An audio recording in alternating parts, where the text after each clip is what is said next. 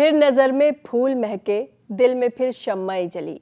फिर नज़र में फूल महके, दिल में फिर शम्माए जली। फिर तसव्वुर ने लिया उस बज़्म में जाने का नाम। ऐसी ही बज़्म का एहतमाम है आज, और मेहमान है बेमिसाल आवाज़ की मलिका, जिनकी आवाज़ सुनकर लोग झूम उठते हैं। आप हैं राइटर, पोएट और सिंगर शेफाली फ्रॉस्ट। तो आज परवाज़ में मेरे साथ मुलाकात कीजिए शेफाली फ्रॉस्ट से। आपका वेलकम है हमारे शो में। शेफाली जी, इससे पहले कि हम बातचीत करें, आपकी ज़िंदगी के बारे में जानें, हम चाहेंगे कि आप कोई कलाम हमें अपना सुनाएं। सारा आलम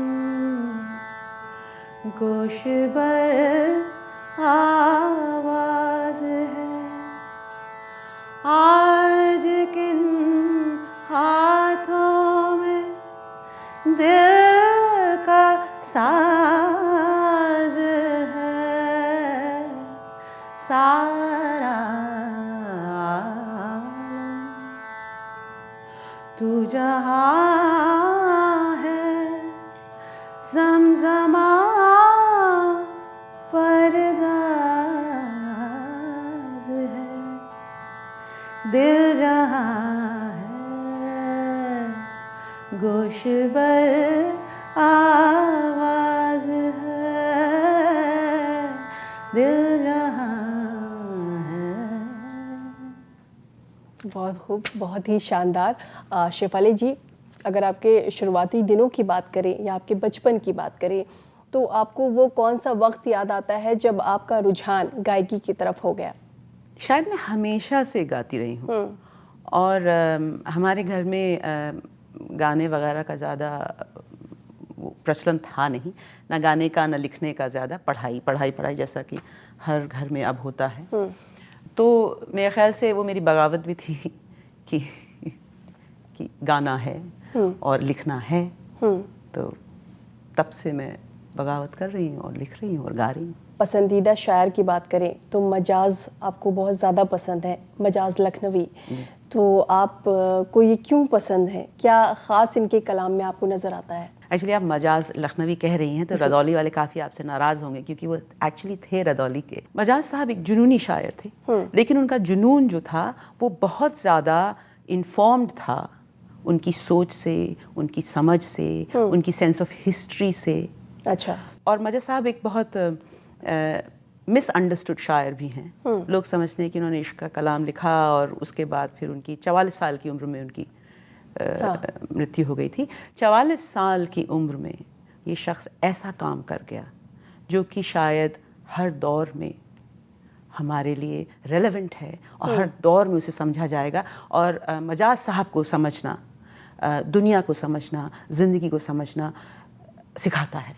तो मेरे लिए मजाज साहब बहुत ही सिग्निफिकेंट, बहुत ही इम्पोर्टेंट इंसान हैं हमारी पूरी सेंस ऑफ हिस्ट्री में। जो जिस हिस्ट्री में अभी हम जी रहे हैं, अगर हम मजाज साहब को पढ़ते हैं तो हमें समझ में आता है कि हम आए कहाँ से हैं, हम किस दौर से आए हैं और कहाँ जाना है, कहाँ नहीं जाना है, इसकी समझ भी मजाज से बहुत मिलती है। जैसे आप खुद बता रही हैं कि उनके कलाम में ये मिलता है कि हम किस दौर से आए हैं और हमें कहाँ जाना है, तो कहाँ जाना है हमें? अख्तरुज़्ज़मान साहब भी अलीगढ़ के थे, जो मेरे बहुत पसंदीदा शायर हैं। तो वो एक बार कहते थे कि जो है शायर का जो काम है और हर फन का, हर क्रिएटिव एक्ट का जो काम है, वो है ज़िंदगी में मायने तलाशना। दुनिया में मायने तलाशना, ज़िंदगी में मायने तलाशना। तो हम कहाँ जा रहे हैं, यही जो जद्दोजहद है, यही आर्ट का काम है। तो मुझे पता नहीं हम कहाँ जा रहे हैं, लेकिन और हर बार आप डायलेक्टिकली जब आप मूव करते हैं तो आपको लगता है कि सडनली आपको कुछ मिला और फिर उसका विरोधाभास आपको दिखता है। इस तरीके से समाज आगे बढ़ता है, इस तरह से इंसान की सोच आगे बढ़ती है। और यही शायद हमारा कहीं जाना है। जब हम सोचना बंद कर दें, जब हम ये समझ जाएं कि हमें सब कुछ समझ में आ गया, तो शायद फिर ज़िंदगी ख़त्म हो जाती है, सिविलाइजेशंस ख़त्म हो जाते हैं, कंट्रीज़ ख़त्म हो जाती हैं। और उस दौर से हमें बहुत कुछ सोच समझ कर इस समय मिलना है, जहाँ पर ये है कि हम सब कुछ जान गए और ये तो फिर तो ख़त्म होने का समय आ गया। जैसे आपने हमें मजाज लखनवी के बारे में तो बता दिया, और आपके शिव कुमार बटालवी और फैज़ अहमद फैज़ ये भी काफ़ी पसंदीदा शायर हैं, आप इनके कलाम काफ़ी गाती हैं, तो इनमें क्या ख़ास है, क्या पसंद आता है आपको? देखिए, one second, sense of history. मुझे लगता है कि जिस समाज में हिस्ट्री के साथ खिलवाड़ हो, जिस समाज में हिस्ट्री की समझ पर बंदिश लगे, हाँ। और एक ही तरीके की हिस्ट्री को देखने की जद्दोजहद चले कि बस इसी को मानिए, तो वो जब तक आप ये नहीं जानते, ये मेरा मानना है और मानना इस तरीके से, जब तक आप नहीं जानते कि आप कहाँ से आए, जब तक आप इस बात को समझने की कोशिश नहीं कर रहे कि आप कहाँ से आए हैं, आप कहाँ जा रहे हैं, वो बहुत मुश्किल काम है। और इस समय मेरे ख्याल से हम जहाँ जा रहे हैं या जाने की सोच रहे हैं, हाँ। वो शायद हमारी सेंस ऑफ हिस्ट्री से जुड़ा हुआ नहीं है। मजाज हुए, फैज़ अहमद फैज़ हुए और शिव कुमार बटालवी हुए, इन्होंने आज़ादी के दौर में, पार्टीशन के दौर में, इन्होंने मजलूमों के बारे में, इन्होंने हमारे देश में क्या क्या सामने, देश समाज के सामने क्या क्या मुश्किलें खड़ी हैं, उसके ऊपर बहुत बहुत खुल के लिखा और बहुत लेयर्ड तरीके से लिखा। एक ही बात नहीं कही, बहुत ही लेयर्ड, बहुत ही अलग अलग आयाम उसके दिखाए। तो वो जो अलग अलग आयाम, जो देखने का तरीका जो कि आपको पोइट्री देती है और जो इन शायरों ने दिया, तो वो मुझे इतना अच्छा लगता है। मैं जितने बार इनको पढ़ती हूँ, मैं बहुत ज़्यादा समझदार नहीं हूँ, मेरे से बहुत बहुत जानने वाले, समझने वाले हैं, तो मैं हर बार जितनी बार समझने की कोशिश करती हूँ, मुझे लगता है अरे ये तो बच गया। इतनी तहें हैं, इतनी लेयर्स हैं इनकी राइटिंग में, आपको समझ में नहीं आएगा कि ये अभी क्रांति की बात कर रहे हैं, कि ये इश्क की बात कर रहे हैं, ये देश की बात कर रहे हैं, कि ये सूफियों की बात कर रहे हैं। बजाज के बारे में आपने कहा, मुझे लगता है कि वो एक क्रांतिकारी तो थे, एक आशिक भी थे और एक सूफी भी थे। तो उनको समझना समाज को और अपने आप को समझना है, इसीलिए मुझे ये शायर बहुत पसंद है। जैसे आपने हिस्ट्री की बात कही, आज के दौर में हम जी रहे हैं और हम देखते हैं कि बहुत जगह हिस्ट्री को मिटाने का काम हो रहा है, तो आप इस दौर के लिए क्या कहना चाहेंगी? ये कोशिश तो हो रही है, लेकिन मेरे ख्याल से पूरी नहीं हो पाएगी, क्योंकि हिस्ट्री का जो लॉजिक है, that is a truth in itself. Okay, उसको देखने के तरीके में आप वाद विवाद कीजिए, और वो वाद विवाद बहुत ज़रूरी है। मतलब अगर मैं ये सोच लूँ कि भाई मेरी ये पॉलिटिक्स है, ये मेरी अंडरस्टैंडिंग है और यही सही है, तो वो भी गलत होगा। हाँ। लेकिन जब आप वाद विवाद बंद कर देंगे, तो वही जैसे कि मैंने कहा कि समाज मर जाता है। इंसान जब ग्रो करना बंद कर दे, तो वो भी अंदर से मर जाता है। हाँ। समाज के साथ भी वही होता है, चाहे वो देश हो, चाहे काल हो।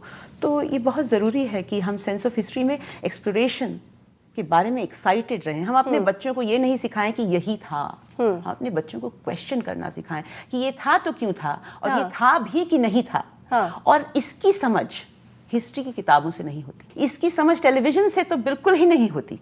इसकी समझ होती है लिटरेचर से, और सिस्टमैटिकली हमारी जो एजुकेशन सिस्टम है आज, उसने लिटरेचर से लोगों को अलग किया है, पोइट्री से तो बिल्कुल ही अलग किया है। और जब आप लिटरेचर और पोइट्री से अलग हो, जैसे कि आपने एक किताब पढ़ी, आपको एक तरीका दिखा देखने का, दूसरी पढ़ी आपको दूसरी दिखा, तो वो आपकी लेबोरेटरी ऑफ लाइफ हो जाती है। Literature is the laboratory of life, poetry is the laboratory of life. पर जब हम बच्चों को पढ़ाई में, पढ़ने में, लोगों को लिटरेचर से अलग करते हैं, तो सेंस ऑफ हिस्ट्री का जो लॉस होता है वो बहुत ज़बरदस्त होता है। ये सब इंटरकनेक्टेड हैं, तो ये बहुत ज़्यादा ज़रूरी है। शेफाली जी, आपसे और भी बहुत कुछ जानेंगे, आपकी ज़िंदगी के बारे में, आपकी गायकी के बारे में, आप लिखती भी हैं, उसके बारे में भी हम आपसे बात करेंगे, लेकिन यहाँ पर वक्त हो गया एक छोटे से ब्रेक का। ब्रेक के बाद एक बार फिर से आप सभी का इस्तकबाल है हमारे ख़ास प्रोग्राम परवाज़ में। शेफाली जी, शुरू में आपने कहा था कि आपने बगावत की है घर वालों से, तो आपने ये क्यों कहा कि बगावत की है, और ये कैसी बगावत थी? ये बगावत सिर्फ घर से नहीं होती, घर समाज से जुड़ा हुआ होता है ना। तो माँ बाप जो आपके लिए बहुत ही अच्छा चाहते हैं, वो सोचते हैं कि पढ़ाई लिखाई कर लो, इंजीनियर डॉक्टर बन जाओ, अच्छा वो नहीं करो तो IAS ऑफिसर तो बन ही जाओ, कुछ तो करो लाइफ में। अच्छा। और मुश्किल मेरी जिंदगी में ये थी कि मैं पढ़ाई में बहुत ज़्यादा अच्छी थी, तो वो एक्सपेक्टेशंस आपसे ये नहीं सोचा जाता है कि जो है आपका दिमाग बड़ा है, ये सोचता है कि इसको कैसे नैरो से दायरे में इसको एक लाइफ स्किल सिखा के, जिससे कि आप खा कमा सकें और दुनिया में नाम हो सके आपका। मेरे साथ क्या है कि over a period of time I have understood कि I don't have personal ambitions of success, और ये समझना और सोचना मेरे लिए बहुत लंबी प्रक्रिया थी।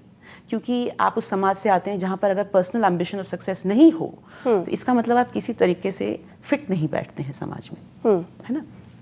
और जब आप गाते भी हैं और आप लिखते भी हैं और आप पढ़ाई में भी अच्छे हैं और अला फला चीज़ों में भी आप करें तो लोगों को लगता है कि यार अब तो बस हो गया, इसका तो फ्यूचर बन गया। और आपको लगता है कि यार मुझे अपने फ्यूचर के बारे में जो नहीं करना है वो ज़्यादा समझ में आ रहा है, जो करना है वो नहीं समझ में आ रहा है। हाँ। क्योंकि जैसा कि मैंने कहा कि हमारे सामने रास्ते वो नहीं खुले जिसमें हम अपने आप को अंदर से एक्सप्लोर करें, है ना। बाहर क्या करना है उसके एक्सप्लोरेशन के लिए लाखों रास्ते हैं और बहुत आपको समझाने वाले भी लोग मिल जाएं कि ये करो वो करो।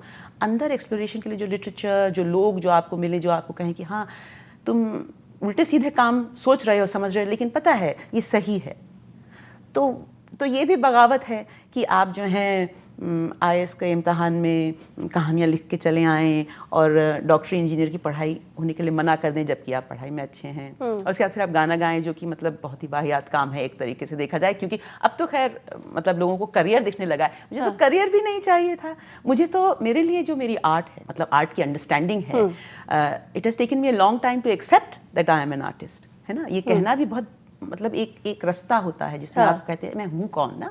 तो अभी मुझे सिर्फ ये पता है कि मैं आर्ट के अंदर हूँ कहीं, है ना। मेरे लिए कविता लिखना, स्क्रीन प्ले लिखना, फिल्म्स बनाना, गाना, पोइट्री पढ़ना सीखना, ये सब जिंदगी में मायने तलाशने के रास्ते थे। और जब आप मायना तलाश रहे होते हैं तो आप अराइव्ड एट नहीं होते हैं, आपको ये नहीं लगता कि हाँ बस ये मैं हूँ। ये बड़ी एक वल्नरेबल सी सिचुएशन होती है। तो मेरे लिए ये सब जो है मायने तलाशने के जरिए हैं और लड़ने के जरिए हैं। जैसे आपने अभी कहा कि आप लिखती भी हैं, तो आपकी एक किताब है अभी मैंने देखा, उसमें आपकी एक पोयम है लफाड़िया चांद।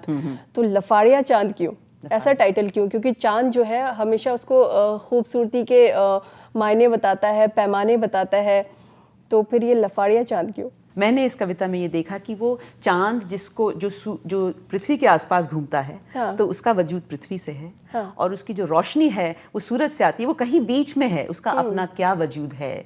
तो वो जो सबऑल्टर्न अंडरस्टैंडिंग ऑफ पोइट्री जो हमें पढ़ने लिखने से मिली है, वो है ये लफाड़िया चांद। हम चाहेंगे आप कुछ लाइंस हमारे व्यूवर्स को सुनाएं।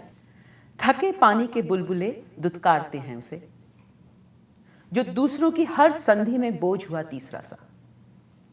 सतह की हर झिल्ली लतियाती है उसे, जो फेफड़े की हर धौंक में जकड़े है अब भी। डूबते सूरज का वो अध जला हिस्सा, जिसकी प्रचंडता में ही उसकी शीतलता का मूल था। उसे पता है तिकोन के एक कोने में अधमरी धरा, मरते हुए सूरज से मांगेगी आग उस ही की तरह कल। उसे पता है वो मरेगा नहीं कल, हर संधि एक भंवर है कल, अपने हाथों में पकड़े शून्य में विलीन अंत फिर आदि। जलते धुएं की राख पिएगा और जिएगा, रिश्ती कीचड़ से लपेटेगा गला और जिएगा। हर बुलबुला सांस पीता समुंदर हो जैसे, हर चिंगारी जिंदाइयत का एहसास। लौट लौट कर आएगा वो, पलट पलट कर निकाला जाएगा वो। लफाड़िया लतियाया बेआबरू चांद, वो मरेगा नहीं कल, देखना। बहुत खूब, बहुत बेहतरीन। आपकी इस बेहतरीन पोइट्री के बाद हम चाहेंगे कि आपकी आवाज़ में एक नगमा हो जाए। मुझे जाना है एक दिन तेरे बाज़ में, नाज़ से आखिर मुझे जाना है। अभी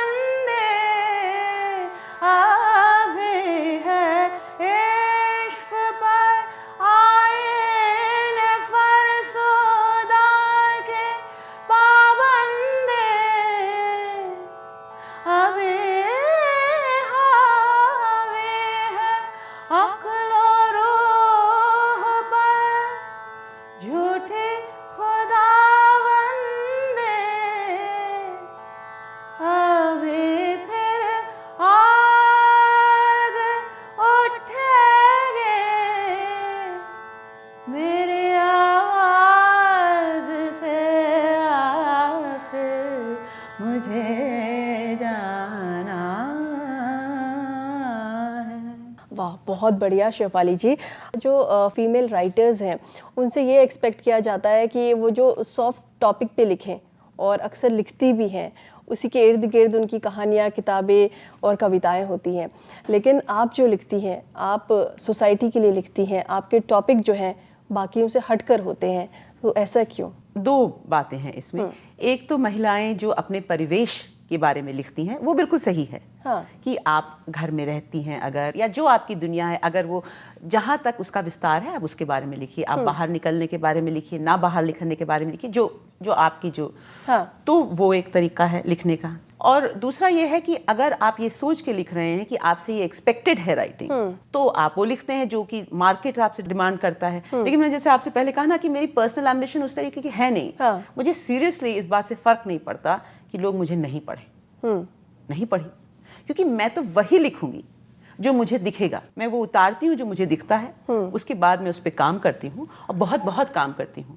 लेकिन मैं इसलिए नहीं लिखती हूँ कि लोग उसे पढ़कर सराहें। तो शायद इसलिए मेरे जो आप कह रही हैं जो मैं लिखती हूँ, वो नहीं है जो शायद जिसके लिए महिला कविता जानी जाती है। शेफाली जी, और भी बातें आपसे करेंगे और भी बहुत कुछ जानेंगे आपसे। फिलहाल यहाँ पर वक्त हो गया एक छोटे से ब्रेक का। ब्रेक के बाद एक बार फिर से आप सभी का इस्तकबाल है। आप देख रहे हैं हमारा खास प्रोग्राम परवाज़। शेफाली जी, जैसे आप कॉन्सर्ट्स के लिए बाहर भी जाती हैं हिंदुस्तान से, और हिंदुस्तान में भी काफ़ी सारे आपके कॉन्सर्ट्स होते रहते हैं, तो आपने एक तरीके से यहाँ का कल्चर और बाहर का कल्चर देखा है। तो अगर मैं डिफरेंस पूछूं औरतों की आज़ादी को लेकर, तो क्या डिफरेंस देखती हैं, क्या महसूस करती हैं? बाहर तो बहुत वृहद दुनिया है, बाहर तो मतलब डिग्रीज ऑफ सेपरेशन की बात है। कुछ जगह ऐसी है जहाँ पर महिलाओं के मुद्दों पर सवाल उठाना आसान है।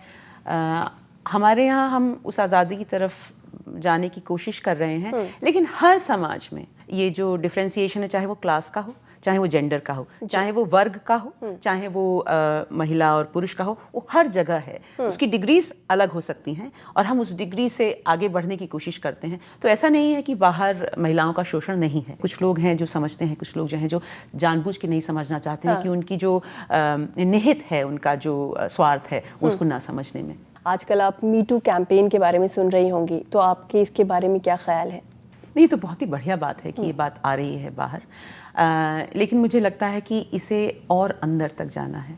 क्योंकि अगर हम शहर से थोड़ा सा दूर जाके देखें तो इतना एंडेमिक है फीमेल एक्सप्लॉयटेशन। और शहरों में भी अगर आप देखें, जहाँ पर महिलाएं और पुरुष साथ साथ काम करते हैं, चाहे वो पुलिस का महकमा हो, चाहे वो दुकानदारी में हो, चाहे कहीं भी हो, जो एक्सप्लॉयटेशन का लेवल, जिसमें वो लड़कियां कह भी नहीं पाती कुछ, क्योंकि उन्हें लगता है कि रोजी रोटी कहाँ से चलेगी। मुझे लगता है कि ये कहीं यहीं पर रुक के न रह जाए। अगर हम उर्दू की बात करें तो आजकल ज़बानों का भी मजहब हो गया है। आप उर्दू को पढ़ती हैं, उर्दू शायरों की शायरी को अपनी आवाज़ देती हैं, इसके बारे में आप क्या कहेंगी? मैं जिस घर में पली बढ़ी और जिस समाज में पली बढ़ी, वहाँ पर उर्दू को बिल्कुल हटा दिया गया।